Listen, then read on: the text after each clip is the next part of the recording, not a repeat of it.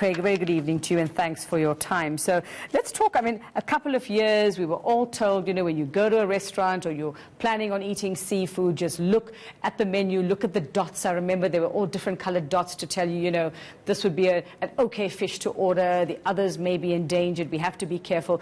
Are we as South Africans adhering to that? Are we playing the game, especially as consumers? Let's start with the consumers first.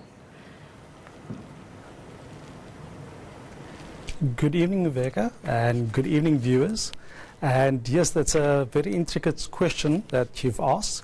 And when we look at South Africa and South African consumers, we have those that are quite environmentally conscious and would consider the WWF SASSI guide in order to make their procurement of seafood, and would choose the sustainable options, as in the green options, or in sometimes the orange options, and would stay clear of the red options. But unfortunately, there are a number of South Africans that would not necessarily consider the SASSI guide, and or either are not aware of the South African Sustainable Seafood Initiative guide, and it would not be able to make those choices in terms of putting sustainability first.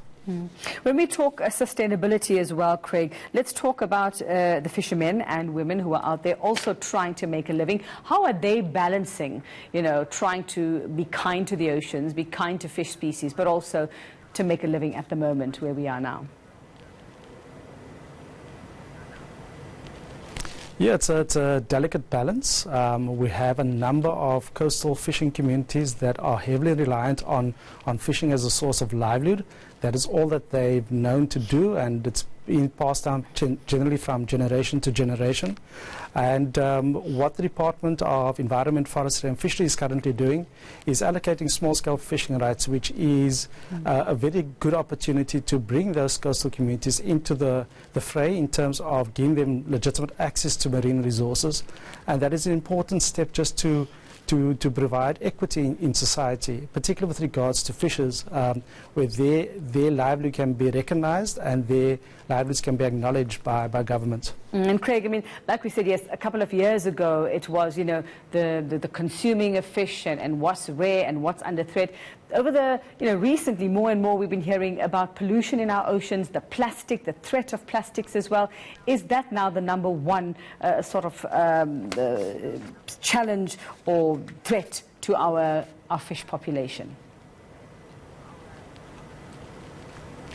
Yeah, our marine resources are facing unparalleled threats today. Unfortunately, plastics is not the number one threat. It still remains overfishing, and overfishing in various forms is the number one threat to our marine resources. And overfishing can come in the form of just catching undersized fish, catching over your quotas, or even when, in terms of broad-scale poaching, is all considered overfishing. And that is the number one threat. There are other threats that. So there are other threats that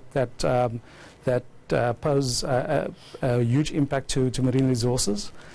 These include, as you mentioned, plastics, pollution both from land-based and sea-based.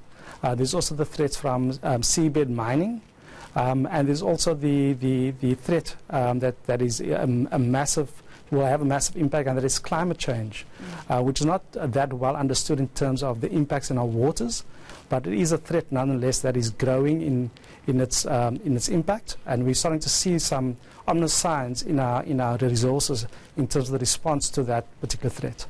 All right, thanks very much for that insight there. Craig Smith, he's from the Worldwide Fund for Nature, head of the Marine Program there at the Fund. Thank you so much for that insight there.